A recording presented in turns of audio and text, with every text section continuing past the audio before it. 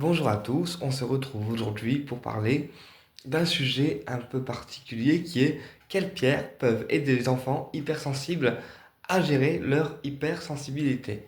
Puisque en fait les enfants entre 5 et 6 ans, voire un petit peu plus même, eh bien, ont un éveil spirituel. C'est-à-dire que entre 5 et 6 ans, leur spiritualité, en fait, elle s'éveille puisque c'est là que les enfants ont une innocence, en fait, qui leur permet d'avoir un éveil spirituel vraiment naturel, voilà, qui apparaît souvent entre 5 et 6 ans.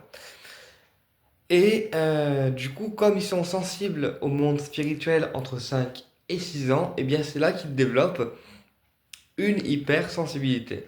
Alors l'hypersensibilité, elle peut se ressentir parce que l'enfant est éveillé spirituellement ou alors l'enfant est empathe. Alors, qu'est-ce que c'est un empathe? Eh bien, c'est une personne, en fait, qui a la capacité de ressentir l'énergie d'un lieu, d'accord? L'énergie des personnes, comme l'énergie environnementale, là où il se trouve. Euh, C'est-à-dire que l'empathie, c'est un radar à émotion et un radar à énergie. Et dès que le radar à énergie ou à émotion est activé chez nous, médium ou enfant en bas âge, eh bien, on va ressentir, voilà, diverses, en fait, énergies, que ce soit l'énergie ou les charges, en fait, des lieux, ou encore l'énergie des personnes, sentir leur douleur, leur mal-être, etc. Et parfois, cette hypersensibilité, eh bien, déstabilise en fait les enfants, puisque eux n'ont pas autant de maîtrise que nous, médiums. Et ben, quand on est enfant, c'est important d'apprendre à gérer en fait cette hypersensibilité. Alors, avec quelle pierre on pourra gérer l'hypersensibilité? Déjà, ça dépend de quelle sorte d'hypersensibilité. Chez un enfant, on a souvent l'hypersensibilité en fait au niveau émotionnel parce que l'enfant dès qu'il y a quelque chose qui ne va pas aller ou qui ne va pas lui plaire, d'accord? Eh bien, il va se mettre à pleurer, d'accord? Ou à ressentir des émotions qui vont être vraiment très fortes euh, et il va être très émotif. Donc, les émotions fortes chez un enfant, c'est aussi considéré comme une certaine hypersensibilité parce qu'il va être hypersensible en fait aux émotions. Tu vois? Donc, on a l'hypersensibilité émotionnelle, dans le sens où dès qu'il y a quelque chose qui ne va pas, en fait, l'enfant va utiliser son radar émotionnel pour pouvoir communiquer avec vous sur son mal-être. Donc, on peut gérer ça avec la calcédoine, parce que la calcédoine, c'est une pierre bleue de communication. Elle permettra à l'enfant de calmer son hypersensibilité, d'accord? De calmer aussi toutes les émotions qui vont être trop fortes et aussi de calmer l'éventuelle colère qu'il pourrait ressentir face à l'environnement ou face à son mal-être lié à l'hypersensibilité, soit émotionnelle, soit énergétique, soit environnementale. On peut utiliser aussi pour un enfant qui est hypersensible du quartz rose, puisque le quartz rose redonne du baume au cœur, d'accord? Et il permet à l'enfant d'adoucir en fait ses émotions pour ne pas que ça soit trop violent en fait au niveau émotionnel pour lui à supporter le contexte dans lequel il est, d'accord? On peut aussi utiliser bien sûr la labradorite, puisque la labradorite protège en fait les enfants hypersensibles. Déjà parce que ben, elle protège en fait des, des environnements négatifs que l'enfant peut avoir ou côtoyer en extérieur comme chez lui. Ça dépend dans quel contexte de vie il est et dans lequel il vit. Donc la labradorite, elle protège l'enfant de tout ce qui va le toucher en fait en termes énergétiques comme en termes émotionnels. Et si c'est quelqu'un qui prend trop les choses à cœur et quelqu'un qui a des émotions un peu trop fortes, qui n'arrive pas à les canaliser, eh bien la labradorite va lui servir de protection et de rempart pour ne pas que ça atteigne sa sphère du cœur et ne pas que l'enfant se sente en fait, ben, on va dire, accaparé par ses émotions qui est liée à son hypersensibilité. Donc la labradorite, elle est très bien pour un enfant parce qu'elle protège en douceur et en plus comme on est sur du bleu, eh bien c'est une pierre qui va aussi l'aider à communiquer euh, par rapport à ce qu'il veut exprimer également. Et puis la labradorite, elle aidera l'enfant aussi à sortir en fait des situations compliquées. C'est-à-dire que l'enfant, s'il est dans une situation compliquée ou qui vit quelque chose de compliqué, d'accord, eh bien la labradorite va l'aider en fait à pouvoir sortir de cette situation compliquée et mieux exprimer en fait les choses. Donc, certaines personnes disent que la labradorite pour un enfant c'est fort. Alors non, c'est une pierre qui peut tout à fait lui convenir, d'accord? Parce que elle va le protéger au niveau environnemental en douceur. Contrairement par exemple à l'œil de tigre, où là, ça va être une protection forte pour l'enfant et ça va le rendre très speed en fait. Et encore plus sur les nerfs, encore plus nerveux, d'accord? Et en tant que hypersensible, quand on est enfant, on a besoin de calme, besoin d'être rassuré et besoin d'être protégé en fait en douceur. C'est pourquoi on utilisera plus la labradorite plutôt que l'œil du tigre parce que eh ben, l'enfant il sera plus sécurisé avec la labradorite que l'œil du tigre. Idem, j'ai des personnes qui font dormir leurs enfants avec un œil de tigre sous l'oreiller. Alors c'est déconseillé parce que l'œil de tigre, déjà, c'est une pierre de protection qui dynamise en fait la journée. Et bien évidemment, le soir, comme c'est une pierre qui va dynamiser en fait l'enfant, dans le sens où l'œil de tigre il est quand même assez fort, donc il dynamise l'enfant plutôt que de l'apaiser et de le rassurer. Donc l'enfant peut bouger en fait dans tous les sens, d'accord? Même faire des cauchemars parce que l'œil de tigre est tellement fort que ça peut lui causer un sommeil plutôt agité et des cauchemars répétés, d'accord? Euh, Parce que en fait la pierre euh,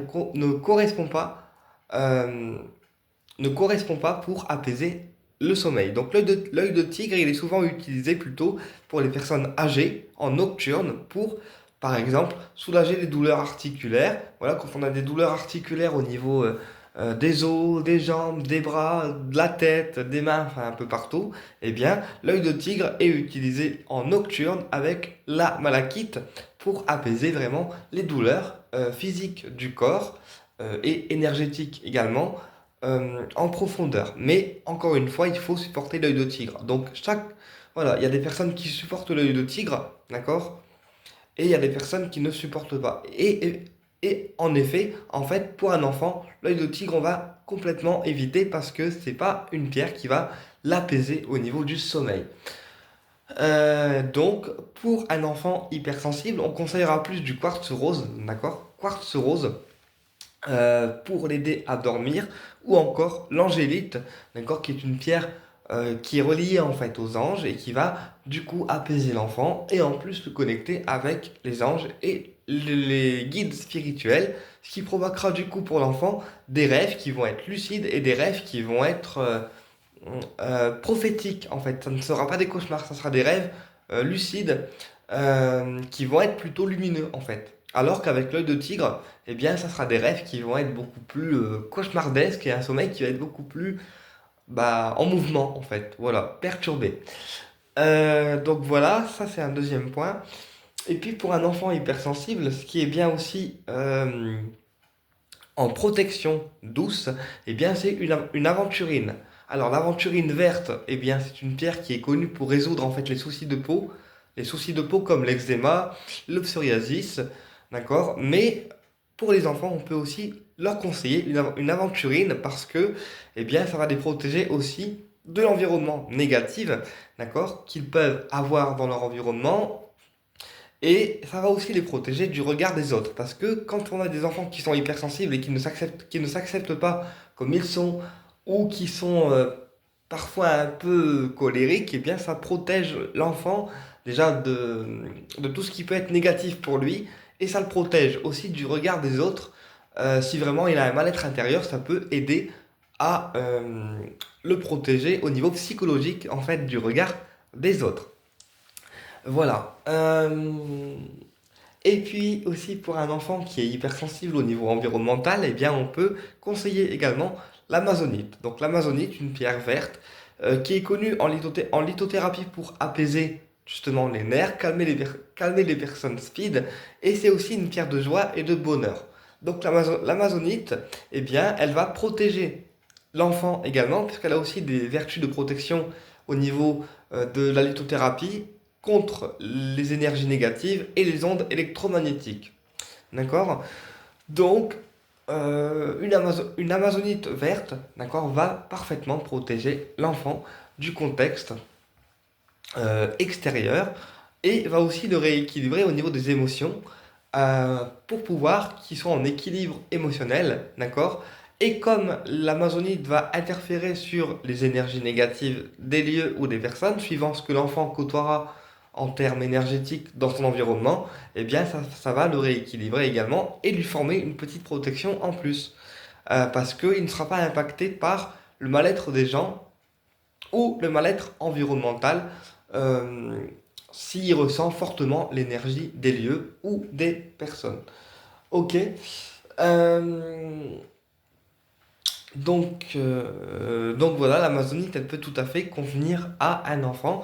Et on peut aussi associer pour l'enfant eh bien, la pierre de lune, parce que la pierre de lune, c'est une pierre qui va déjà en fait rééquilibrer l'enfant au niveau des émotions, d'accord?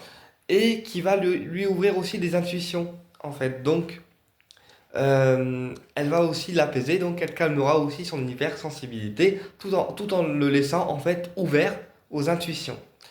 Et puis la pierre de lune, c'est une pierre aussi d'apaisement. Donc l'enfant, s'il est sensible aux énergies, avec la pierre de lune, il pourra en fait s'apaiser et prendre les choses avec un peu plus de recul au niveau énergétique. Voilà. Donc souvent les enfants qui sont hypersensibles, d'accord, entre 5 et 6 ans, oui, entre 5 et 6 ans, eh bien c'est parce que l'ouverture spirituelle se fait dans le monde invisible, donc avec les guides et les archanges. D'accord? C'est là qu'ils commencent en fait à voir des défunts, à voir des archanges, à avoir des connexions avec les guides. Et puis, si au-delà de 7 ans, 8 ans, l'hypersensibilité s'estompe, eh bien c'est que voilà, c'est un enfant qui n'a pas de don particulier, voilà, et que l'hypersensibilité énergétique se développe durant un temps, en l'occurrence entre 5 et 6 ans. Et si ça se développe après 5 et 6 ans encore, eh bien c'est que l'enfant est complètement médium, thérapeute, voire guérisseur, ça dépend des dons qui lui auront été autorisés en fait par là-haut, par les guides et par l'univers. En sachant qu'on est tous médiums, après c'est à nous de décider si on le développe ou non, et que les enfants en bas âge, d'accord, ils sont tous médiums, mais après, ça dépend s'ils sont destinés pour cette mission ou au contraire s'ils sont destinés pour une autre mission, on va dire bah, plus terrestre. Voilà, plus terrestre. Euh, et puis on peut aussi associer la kunzite. Alors la kunzite, c'est pareil, c'est une pierre rosefale qui va élever l'enfant en fait dans l'amour inconditionnel, donc élever ses vibrations énergétiques et qui va le protéger en fait des peurs paniques.